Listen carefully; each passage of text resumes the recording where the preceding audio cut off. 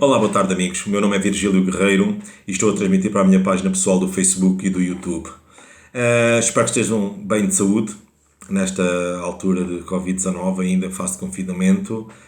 Não desistem, não desarmem, porque junto vamos resistir, vamos acreditar que sim, vamos continuar a usar as nossas proteções para que tudo fique bem o mais rápido possível. Este vídeo é a continuação do anterior, portanto, no fundo, podemos chamar um vídeo 2 para falar um pouco sobre poesia. Portanto, alguns amigos pediram-me para continuar a fazer este tipo de vídeo. Espero que tenham gostado do anterior e por isso decidi fazer mais um vídeo, dar mais umas dicas a quem pretende começar a escrever poesia. E uma das perguntas que me costumam fazer é onde é que vou buscar a inspiração? Onde é que o poeta vai buscar a inspiração? Portanto, na Antiguidade Clássica, até ao final do século XIX, julgava-se que o poeta era um iluminado dos deuses. Portanto, o deus escolhia alguém na terra, algum terreno, e lançava-lhe uma luz e ele ficava sábio e começava a escrever poesia de um dia para o outro. Portanto, aqueles temas todos que nós lemos, que ficamos encantados, portanto, seria obra dos deuses. E no final do século XIX, início do século XX, veio-se a verificar que isso não era verdade. Portanto, o poeta é uma pessoa normal, vive normalmente como todos nós, come, respira, anda pela rua, vai às compras. E, portanto, o poeta é uma pessoa que lê muito, estuda muito e absorve muita informação daquilo que o rodeia. Portanto, a inspiração, o poeta vai buscar à sua vida, ao cotidiano. Pode ser experiências próprias, pode ser experiências do vizinho, da vizinha, do pastor, do agricultor, ou pode ser acontecimentos históricos relevantes ou até imaginar acontecimentos futuros. E, portanto, o poeta limita-se a observar e depois a absorver tudo aquilo que o rodeia. Portanto, a informação é transmitida para o cérebro e o cérebro trabalha essa informação e depois liberta essa informação sob forma de poesia que o poeta vai escrever. Portanto, e essa poesia não surge assim logo. Não, portanto, o poeta não começa a escrever uma frase e um verso e vai por aí fora e ficou a poesia feita. Portanto, existe um processo para a poesia ficar finalizada. E, portanto, essa inspiração, o poeta, quando a tem uma ideia base. Surge qualquer coisa no cérebro, viu uma flor, viu uma abelha. Portanto, não vai logo escrever um poema e dizer que a flor é amarela e tem pétalas, e tem folhinhas, e tem uma raiz e um caule. Não. O que o poeta vai fazer vai extrair o pólen dessa flor, que é o que a abelha faz. A abelha chega à flor, extrai o pólen e transforma em mel. O doce mel, o tal néctar que nós todos gostamos. E o que o leitor vai querer ler é esse mel. Não vai querer ler as pétalas, nem o tronco, nem a raiz. O leitor vai querer ler o mel, o açúcar, o doce. Então, o poeta, para extrair esse pólen e transformá-lo em mel, vai ter que ter uma visão para além do horizonte. Sabemos que o horizonte está a X quilómetros e sabemos o que está até ao horizonte. Provavelmente poderão estar árvores, estar uma montanha e lá está o horizonte. Ou então está o mar, está lá o sol a finalizar o seu dia, em tons rosados e roxos e azuis e amarelos. Nós ficamos deslumbrados, mas depois não sabemos o que está para lá. E o que o poeta vai fazer é olhar para esse horizonte e imaginar o que está para lá desse horizonte. Foi o que os marinheiros, os descobridores da Idade Média, fizeram quando partiram nas suas descobertas para além mar, para lá do mar. Eles ousaram olhar para o horizonte e imaginar que para lá desse horizonte estaria qualquer coisa. Estaria terra, estaria mar, estaria o nada. Não sabiam, mas partiram, foram nos seus barcos, nas suas caravelas, nos seus galeões, foram à procura, à descoberta. E o poeta vai exatamente à descoberta do que está para lá do horizonte. Portanto, quando o poeta olha para uma flor, ele está a olhar para uma flor, mas está a olhar mais do que para uma flor. Já está a olhar para um favo de mel. E é isso que o poeta vai fazer. E é isso que o poeta leitor, porque o leitor também é um poeta, porque absorve poesia, absorve e enche-lhe a alma. Quando o leitor leu esse mel, ficou da alma cheia, de espírito cheio, ficou mais leve, ficou feliz. E o poeta ficou da alma cheia, ficou feliz por ter fabricado esse mel. Portanto, e para chegarmos a esse mel, o que é que o poeta tem que fazer? Teve uma ideia, viu essa tal flor amarela, ia a caminhar, a fazer uma caminhada, e viu uma flor amarela, e viu uma abelha por ali, e viu umas formigas a trepar o tronco, e viu uma joaninha pousada na folha. O que é que o poeta vai fazer? Vai escrever logo aquilo, tudo, de início até ao fim? Uma linda flor com uma abelha pousada a extrair o seu pólen, e uma joaninha pousada na flor, na folha, e a formiguinha a subir o tronco, e a raiz bem cravada no chão. É uma ideia. É uma ideia. Entrou cá na cabeça. E o que é que ele vai fazer? Está de ténis, está com o seu fato de treino, está cheio de poças de lama à volta, não tem ali onde escrever, não tem nada. Vai-se perder a ideia. A tal ideia da abelha pousada no estame da flor e a joaninha pousada na folha e as formiguinhas a treparem o tronco. Há ferramentas para o poeta não se esquecer dessa iluminação, a tal iluminação dos deuses. Surgiu ali. Isto é um poema. A abelha pousada na flor. Então, existem umas ferramentas. No meu caso, e no caso de alguns poetas, o que nós fazemos é, quando temos possibilidade, andamos com o nosso caderno de apontamentos e escrevemos tudo. Escrevemos tudo o que vemos. Logo, a primeira impressão daquilo, da tal iluminação, da tal ideia, escrevo logo.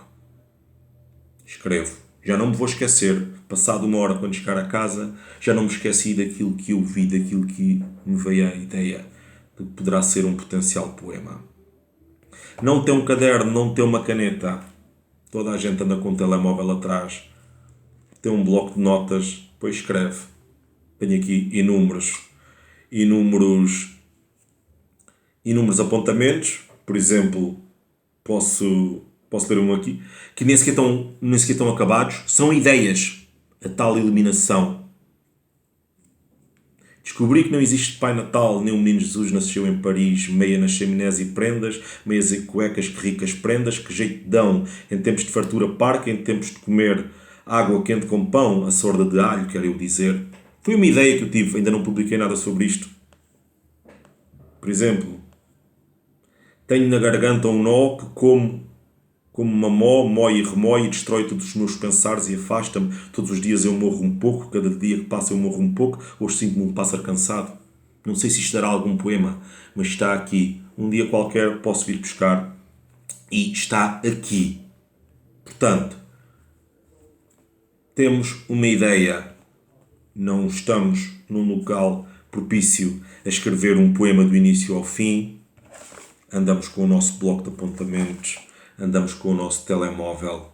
O telemóvel também tem gravador, gravamos e depois ouvimos quando chegarmos a casa. Nem que seja um mês depois, 2 meses, 3 meses, mas a ideia está lá e não vamos deixar fugir a ideia de escrever sobre a abelha pousada numa flor amarela, com uma joaninha pousada numa folha e a formiga a trepar o tronco.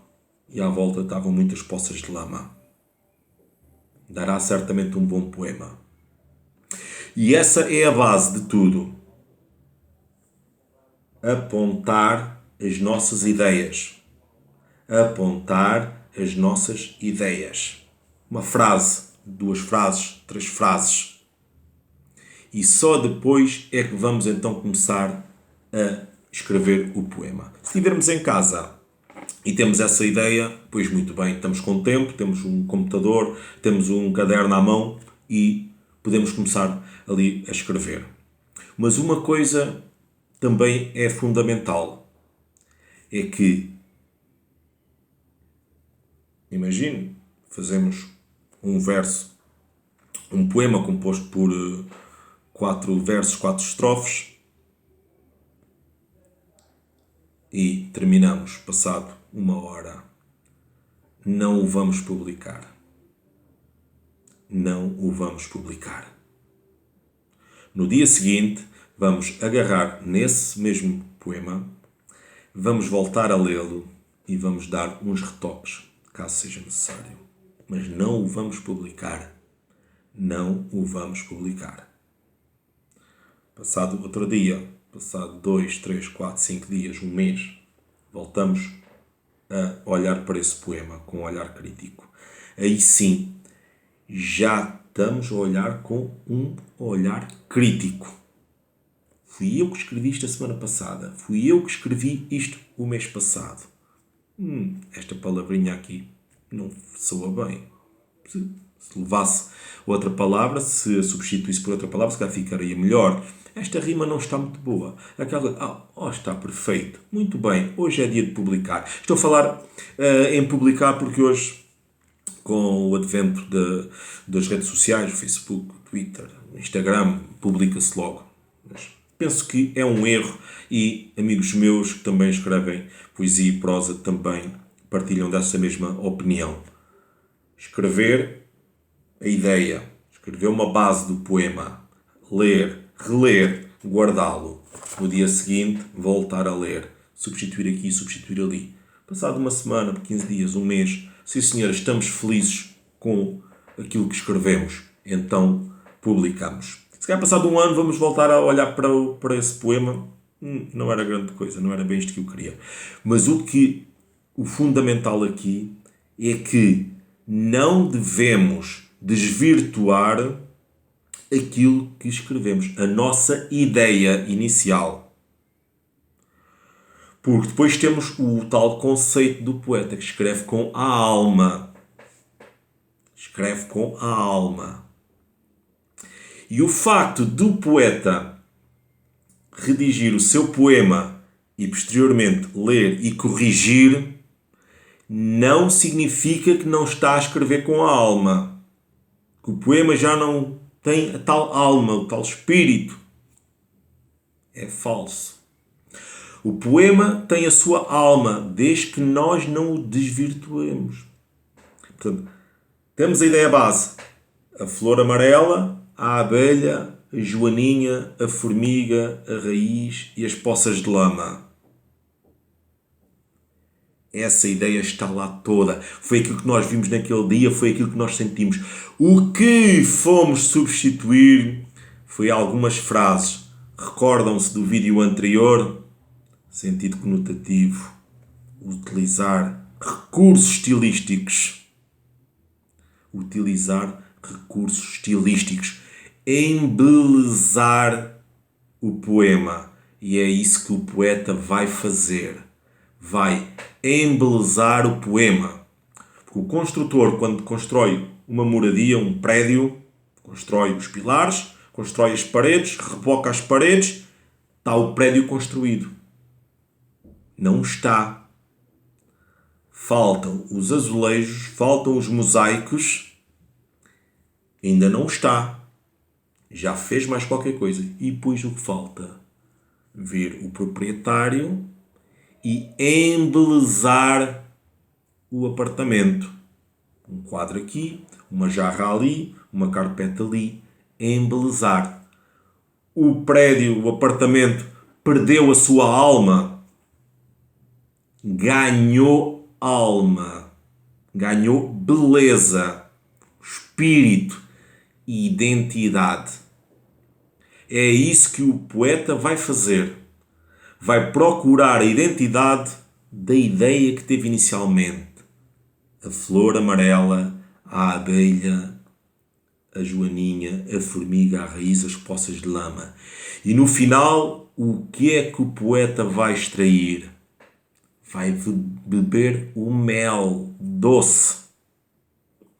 E o leitor poeta, o que é que vai extrair quando ler o tal poema? Vai beber mel. Vai ficar de alma cheia. E é isso que o poeta procura, porque o poeta não escreve só para ele. Escreve só para ele se a intenção for escrever e guardar na gaveta. Se a pretensão for publicar, seja na rede social ou mais tarde num livro, ele tem que pensar também que existem outros poetas que o vão ler. Quando eu digo outros poetas, não é só os poetas que escrevem, é os poetas leitores, porque eles próprios, como eu já referi, são poetas. E eles vão querer mel.